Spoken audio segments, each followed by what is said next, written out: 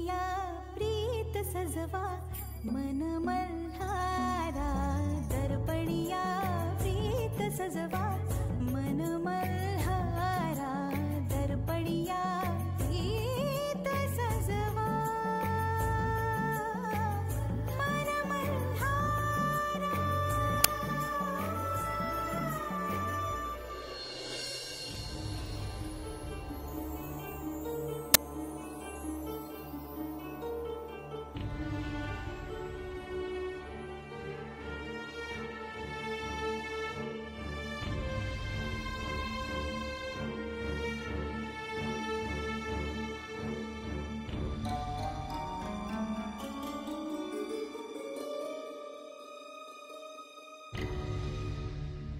म्हाळसा, ह्या साऱ्याचं तुम्हाला किती दुःख होत असेल हे आम्हाला कळू शकतं.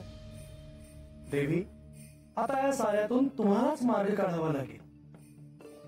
आपण जेजुरीच्या साम्राज्ञी आहातच, परंतु श्री खंडेरायांच्या पत्नी देखील आहात. त्यामुळे आता त्यांना गडावर परत आणण्यासाठी तुम्हालाच प्रयत्न करावे लागतील. पण मला तर हे देखील ठाऊक नाही की ते कुठे गेले असतील. श्री खंडेराय आता कुठे असतील हे मी देखील सांगू शकत नाही. ध्यानासाठी श्री खंडेरायांना एकांत अत्यंत प्रिय आहे. त्यामुळे त्यांच्या एकांतात कुठलाही व्यत्यय येणार नाही अशा एखाद्या ठिकाणी ते गेले असावे. तुम्हालाही असंच वाटतंय की या साऱ्यात माझी चूक आहे म्हणून? नाही म्हाळसा, ह्यात तुमची काहीही चूक नाही, ना तर बानूची चूक आहे. जे घडतं आहे ते परिस्थिती अशी आहे म्हणून घडतं आहे. लक्ष्मी देवी अगदी सत्य बोलत आहे. श्री खंडेराय निघून गेले कारण आता जे घडत आहे ते अपेक्षित नसावं. तुम्ही बाणाईचा स्वीकार केला असता तर हे सारं घडलंच नसतं. तुम्ही हे काय बोलताय बंधू? मी आधी म्हणाले आहे की हे होणं शक्य नाही. देवी, या आधीही तुम्हाला भविष्यात बाणाईचा स्वीकार करण्याचे संकेत मिळाले होते. त्याचाच तुम्ही पुनर्विचार का करत नाही? मला जरी संकेत मिळाले असले तरी ते मला मान्य नाही. मी कोण आहे हे कळल्यावर, म्हणजेच सत्य काय आहे हे कळल्यावर यांच्या बरोबर मी कैलासात जाणार आहे. तिचा मी याआधी स्वीकार केला नाही आणि यापुढेही करणार नाही. सत्य कळल्यावर देखील नाही? तुम्ही असं का विचारता आहात देवी? देवी, लक्ष्मी देवी जे बोलल्या ते त्या संकेतांच्या अनुषंगाने बोलल्या असाव्या, जे मला मान्य नाहीत. देवी, तुमची आत्ताची भूमिका योग्य असेलही, परंतु श्री खंडेराय तुमच्यातल्या आणि बाणाईतल्या वादामुळे निघून गेले तेव्हा काय बंधू? तेव्हा तुम्ही दोघे आपसातले वाद विसरून एकत्र आला आहात असं जर त्यांना कळलं तर ते कदाचित परत येतीलही.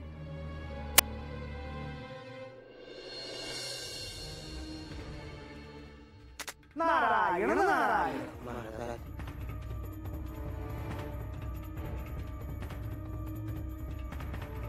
महाराज या की.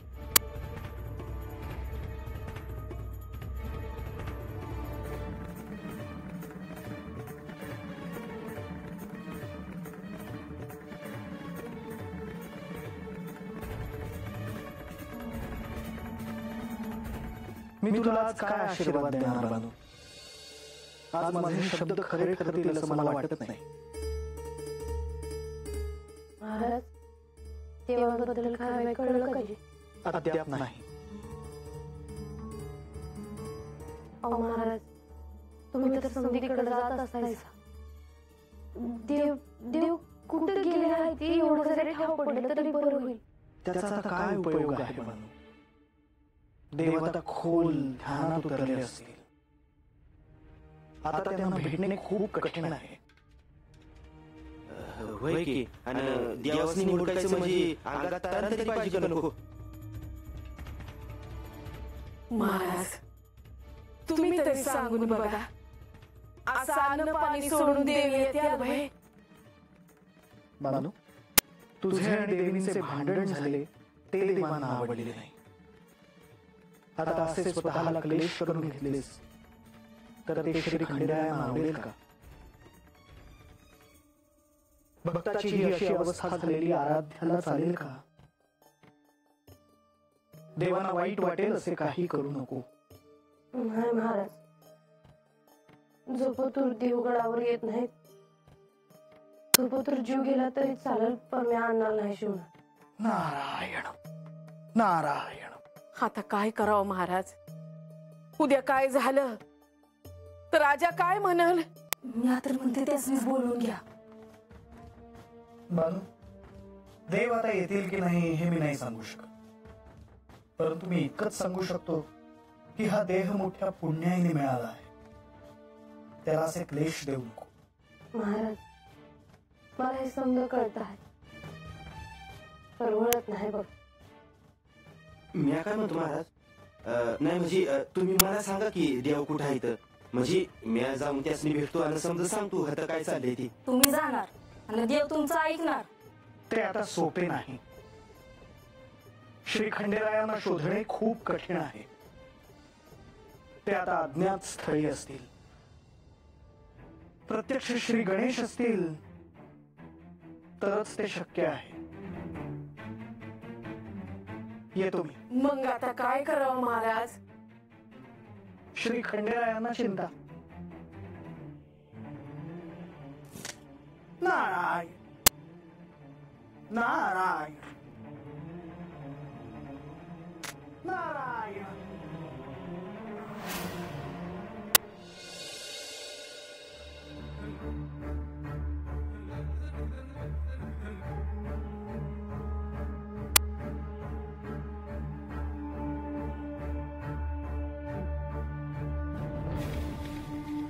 श्री खंडेरायांनी हा गड सोडून आता बराच अवधी झाला आहे.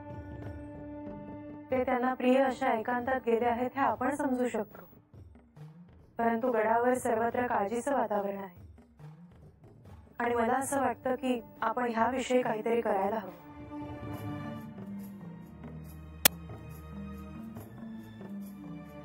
देवी, यावेळी परिस्थिती निराळी आहे. श्री म्हाळसा देवींना श्री गणेशाचे सहाय्य मिळाले तर पुढील सर्व मार्ग आपोआप स्पष्ट दिसू लागतील. मग तसं घडण्यासाठी आपण काहीतरी करणं आवश्यक आहे असं वाटत नाही का तुम्हाला? वाटतं. हरी, माता लक्ष्मी. श्री गणेश, तुम्ही? आम्ही तुमच्याविषयीच बोलत होतो. मला देखील तुमचे भेट घेणे महत्वाचे वाटले. श्री गणेश, गडावर काय चालू आहे हे आपणास ठाऊक असेलच.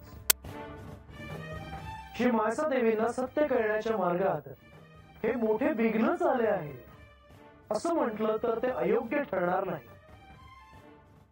हो, जर मातेने केलेली घोषणा जर खरी व्हायची असेल तर त्यासाठी खूप कमी कालावधी राहिला आहे. हो, आणि म्हणूनच आम्ही देखील काय करावं याचा विचार करतो. या प्रसंगी आपण श्री म्हाळसा देवींना सहाय्य केले तर सत्य काय आहे हे त्यांना कळू शकेल. हो, पण त्यासाठी मला श्री खंडेरायांची अनुमती घ्यायला हवी. परंतु श्री खंडेराय गडावर आले नाहीत तर हे कसं घडणार? तर श्री गणेश यांना श्री खंडेरायांना जाऊन भेटावं लागेल आणि या कार्यासाठी त्यांची अनुमती घ्यावी लागेल. नारायण नारायण.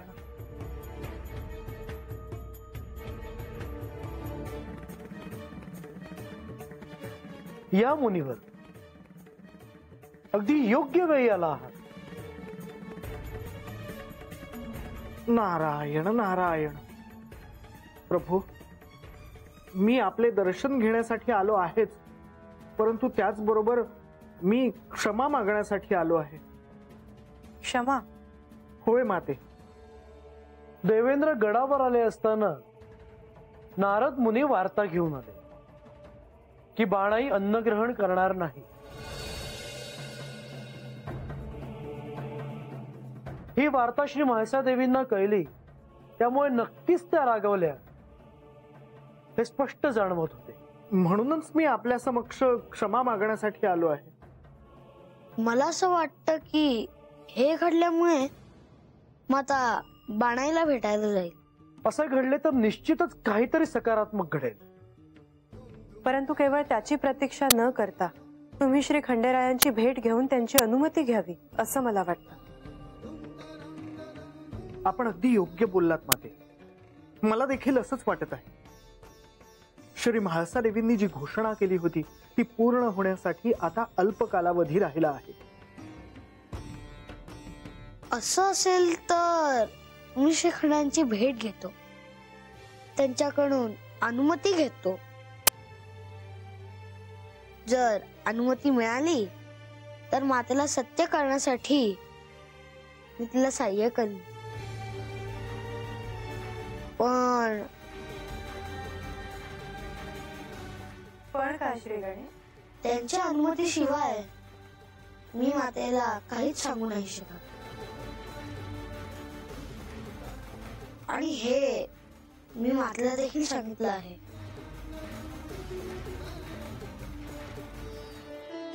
मुनीवर खूप मोठे दायित्व आहे. होय श्री गणेश. आपण श्री खंडेरायांकडे जात आहोत, पण ही वार्ता कोणालाही कळता कामा नये. माझ्याकडून नाही कळणार. सर्वात महत्वाचे म्हणजे श्री खंडेराय जेजुरी पासून खूप दूर निर्जन स्थळी गेले आहे. आपल्याला तिथे पोहोचायचं आहे. मला एकाच गोष्टीचे भय आहे, ते म्हणजे श्री खंडेराय ध्यानात असतील आणि ते ध्यानातून बाहेर आले नाहीत तर. शंका बरोबर आहे, पण आपण प्रयत्न करू. ही एक विनंती आहे श्री गणेश. बोलावे. आपण तिथे पोहोचल्यावर आपण पुढाकार घ्यावा. मला त्यांचे खूप भय वाटते आहे. तुम्ही भय वाटण्यासारखे काही केले आहेत का? नाही श्री गणेश, कार्य मोठे आहे, आपणच ते पार पाडू शकाल. चिंता नसावी. ज्यावेळी ही घटना घडलेली त्यावेळी मीच त्याचा साक्षी होतो.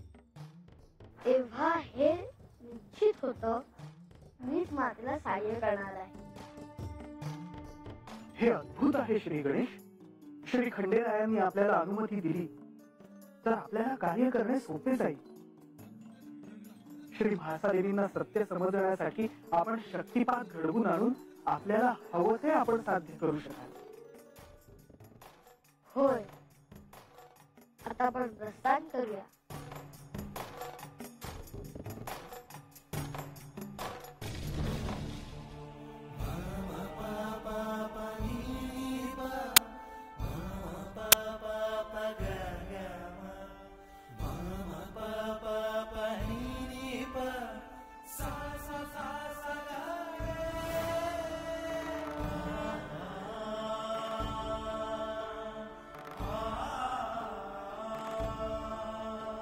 देवा, देवा. देव खोल ध्यानात आहे. आता काय करावे? हे देवा, आपण जेजुरीत नाही आहात तर सोन्याच्या जेजुरीला शोभा नाही. आपण गडावर नसल्यामुळे माता अतीव दुःखी आहे. माणेनेही अन्न ग्रहण करण्याचे सोडून दिले आहे. जे घडले आहे त्यामुळे तिला अपराधी वाटत आहे. आता ह्या परिस्थितीत आपण आम्हाला साहाय्यभूत व्हावे. कैलास राणा शिवचंद्र फणींद्रनाथा प्रकटी झाला.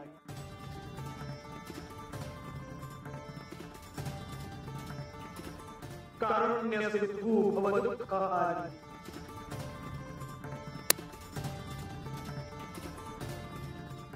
सुदर्शन शंभो मद पूर्ण.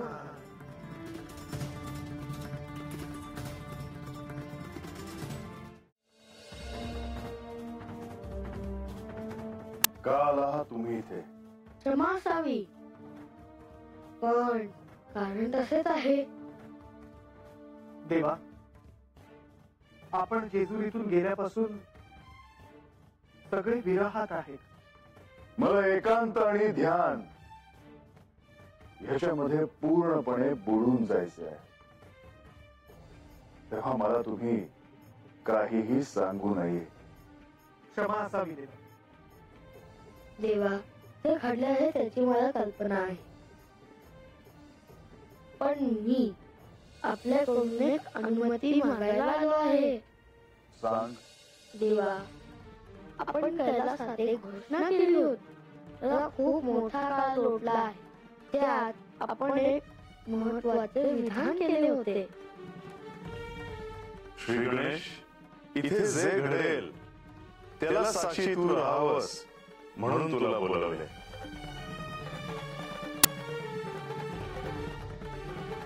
पार्वती, मल्हारी अवतारात पहिल्यांदा तुझ्याशी माझा विवाह होईल. विवाहानंतर तू दिलेल्या वचनाप्रमाणे जयाद्री माझी अर्धभार्या होईल. पण याचे स्मरण असू दे की ही तुझी इच्छा आहे. माझ्या दृष्टीला जे दिसते आहे त्यातून मी तुला सावध करू इच्छितो की जयाद्री माझी अर्धभार्या होईल हे तुला सहन नाही होणार.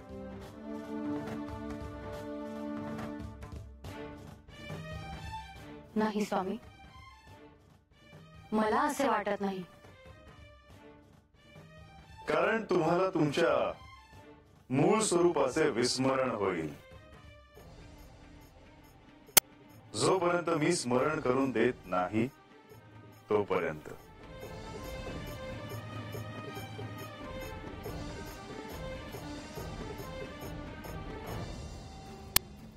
माझ्या स्मरणात आहे ते, परंतु आता मला त्याबद्दल काहीही करायचे नाही. देवा, मला मान्य आहे, पण मी मातेला एक वचन दिले होते की मी तिला सहाय्य करीन. कसली अनुमती हवी आहे? देवा, मातेला माझ्याकडून सत्य कळावे, तिला मूळ रूप समजावे अशी माझी इच्छा आहे. देवा, आपण जर ही अनुमती दिली तर अनेक प्रश्न सुटतील. आता केवळ एक शक्तिपाताचा क्षण आणि श्री म्हाळसा देवींना साऱ्याचे स्मरण होईल.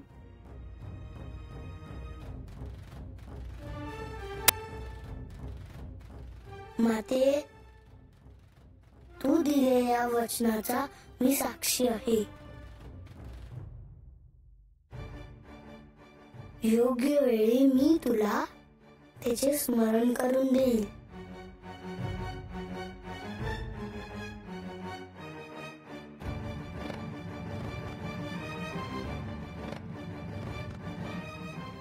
म्हाळसेला सत्य काय आहे याचे स्मरण व्हावे, यासाठी तू तिला सहाय्य करावे, यासाठी मी अनुमती देत आहे.